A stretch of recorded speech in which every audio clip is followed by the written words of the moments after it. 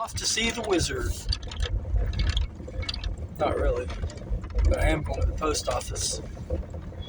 And maybe the Dollar Tree, and definitely somewhere to sit for a little bit and have a cup of coffee and maybe chat a little bit with you guys. I have to be back by 6 to go to church. It's Wednesday, and we just ate homemade tacos, Spanish rice, and watched an episode of the Brady Bunch. So it was a nice little afternoon. Now I have to go and ship some things at the post office and get coffee. So I'm heading back. Well, I'm heading down the mountain. So I'll see you in a little bit. I'm back. Man, I had to put this jacket up. This is my son's jacket in the window because it was so bright. It's like I could hardly see. So good grief. I shouldn't come here this time of the day. Anyway, I got my coffee. I'm going to chill out here for a little bit. I was thinking about my dad, I think it was last night, and some things popped into my mind. I remember going fishing with him down in the Everglades. He used to be a commercial fisherman in the Everglades area before the national park took it in and outlawed all that, and all those guys kind of lost their livelihood. And that's when he moved down to Central Florida, and they had me. I'm a Central Florida kid, so I wasn't born here in the mountains, and I didn't live down there in the Glades with a lot of my family. They did, but I didn't. Anyway, he would occasionally like to go fishing down there. He had a boat, and he'd take it down there. He referred to people like himself as tin canners, a bunch of tin canners. So he became a tin canner. But at one time he caught mullet, and he would put out hundreds of yards of net, and then he would go and make a lot of noise in the boat and drive them all toward the net. And anyway, long story short, he would haul in hundreds of pounds of mullet per night, and then he would go and sell them. And that's how he made a living for many years. I remember one time I was down with him. I was probably 15 to 17. We were out among the 10,000 islands out there, where it's just like a map out there of like just island after island after island. Like if you look at an aerial view of it, it's a map of islands. Hundreds, thousands of islands, which is why they call it the 10,000 islands, I guess. But anyway, he knew those like the back of his hand. Yeah, you go up 3, little islands, and then turn left and go this way, and then go that way, and then go about a mile, and that's where your grandmother was born. She was born on that island, She was born to, my great-grandmother was full-blooded Indian, married a pioneer. They had her on one of these islands. My mom and dad lived on these islands for a while before, it was outlawed. Dad built a home out there. And there's a lot of stories from that time. Like I say, my grandmother was born out there. You can go out there. There's a place I know of that you can go and find little pieces of Indian pottery, real old Indian pottery. It's in their water. And there's cisterns out there to catch water on these little islands that caught water for fresh water. And there's remnants of my family living there many years ago, like another place my uncle lived. And I remember when I was about 15 to 17, I got a part of he had a big grinding wheel that he would sharpen his like axes and hatchets and knives on. And, it probably got all broken over the years, vandalism and stuff. But there's like the foundation from the home is still there. And I found a little piece of that grinding wheel. And that's where a while back I made a video and said that my grandfather used to bootleg alcohol from Cuba for Alcapone during the Prohibition. And in the mangrove swamps, I found a bottle, fully intact bottle, real, solid green, and on the bottom it said Habana. And I have that somewhere. Anyway, I think that's pretty cool. But we were down there one day, just me and my dad. We were fishing, trolling for snook. And in the distance, now there's islands all around us. We're in the middle of nowhere, as far as I'm concerned. But here comes another boat. And there was this guy standing on the very front of the boat, kind of like you'd see, like a captain. Well, like I think Jack Sparrow did that in Pirates. He was on like a small boat, but he was at the front with one, leg like hiked up on something, and he was just like standing there. Well, this is how this guy was. And he come toward us.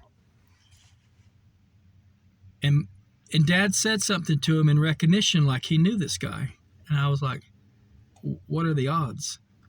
I mean, we're out here in the middle of nowhere. So this guy comes up, and then when he got closer, I recognized him because he had a patch over one of his eyes. It was my uncle. I hadn't seen him in it was over a decade. I hadn't seen him since I was in my single digits. I mean, I was probably 7 or 8. And like I say, I was probably 15 to 17 at this time. There he was. My dad hadn't seen him in probably, 15 years, 12 to 15 years. They never talked on the phone. No communication. That's just how it was. He didn't. Random chance, he meets his brother out there. First time he saw him in, probably 15 years. And me, since I had grown up. But I knew who it was because the way Daddy was talking to him, and the guy had a patch, which was notorious for my uncle. He lost it I think he was dynamiting a quarry or something, and he lost his eye. Anyway, there he was, out there in the middle of nowhere. There was my uncle. And they chatted for a while. I don't know, I felt this weird feeling during their conversation. And then since, it's become sort of sad in my mind because they never saw each other. They never contacted, never talked to each other. Random chance meeting in an atmosphere that they both used to excel in. They used to, both be fishermen. They loved it. I mean, these were brothers.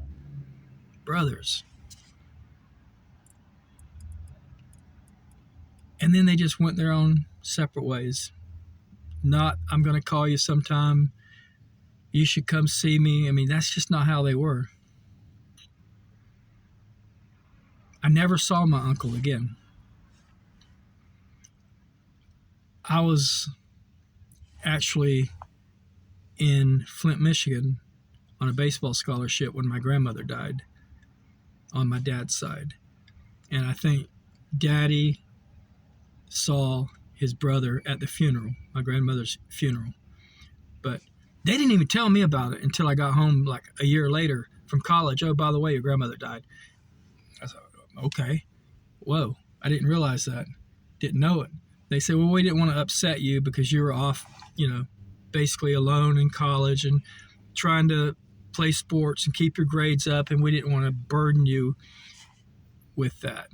They had gone down to Everglades. She lived on Chokoloskee Island. They went down there, had the funeral, I guess, in Naples, probably, Florida. But that was the last time my dad saw his brother. And my dad actually died 15 years later after my grandmother died. And then my uncle died. He must have lived to his 90s or something because he died quite a while after that. But I'd always considered going down and seeing him, but I never did. So I saw my uncle that I remember maybe 3 times in my life. The last being out among the 10,000 islands on a chance meeting. It was so weird. That was the trip that Daddy and I, we stayed on the boat a couple of nights. We caught fish. He cooked them over, he got some wood and cooked them over an open fire. And we slept right, and we had a small boat, but we slept in the boat. We had a mosquito net we had to put over the boat because mosquitoes are so bad out there, they'll carry you away. There's thousands and thousands of them. It's ridiculous. But we spent the night out there. And I just remembered, I hadn't thought of this. This was the time when there was a lot of drugs coming in to South Florida in that area. And we were out there, and we were about to bed down for the night, and this boat came really quietly up from in a distance, and they started shining a light like a message. And Daddy said, "Those are drug dealers. They're smugglers. And that's the message. They think we're who they're supposed to meet." So Daddy started the boat, and he took off, man. He took off and he knew the area so well, he could take off and just fly around, and just go by the moonlight. And they didn't pursue us because they knew then at that point, like, not the right people. But anyway, I remember all that's coming back to me now. The memory was originally about just seeing my uncle out there after not seeing him for so many years. But then I remember cooking the fish over the fire. I remember the mosquito net over the boat. And I remember the drug smugglers, dealers, or whatever, signaling to us. But I remember sleeping. I slept so good. The boat just kind of rocking back and forth. Anyway, Daddy liked to go down there. I feel bad, looking back. There's nothing you can do about things that have passed. That's why you need to make good decisions in the future, or the present, rather. My future back then would be whatever. You know what I'm saying. Anyway, because a lot of times he had to go down there by himself. He was in his mid-60s, and he'd have to go, a 3-hour drive from Central Florida down there, 4-hour drive, whatever it was, and go fishing by himself because I was too busy with my girlfriend or my friends and school and this, that, and the other, and nobody else wanted to go. It makes me feel bad in retrospect. Can't go back, but man, spend as much time with your loved ones as you can and do things with them, especially if they ask you. Wow. That makes me feel bad that so many times I said no to them. But anyway, I'm just going to sit here and enjoy my coffee. I just wanted to relay that little story to you. And as you know, I've told you, 1,025 times. I tell these stories. I do these things for my kids, my 2 boys, so one day they can look back and hear some of the stories that I can't look back on with my dad and hear the stories because I didn't record them. He didn't record them. They're gone forever. And I just want my boys to have that option. They may never watch any of these videos, but they're the ones I'm making them for. I love to have you guys along too, though, of course. Of course, I want subscribers, and I want this, and I want that, because the Lord sometimes puts it on me to send a message out there and hope that it reaches the right person. So I never shy away from my Christian beliefs or anything like that, because I talk about it whenever I feel like I'm supposed to. All right, that's really all I want to talk about today. I'm going to head out. God bless you guys. Love you. And we got a good God, good Lord. So give him some of your time each day. I'll see you soon. Take care. Bye.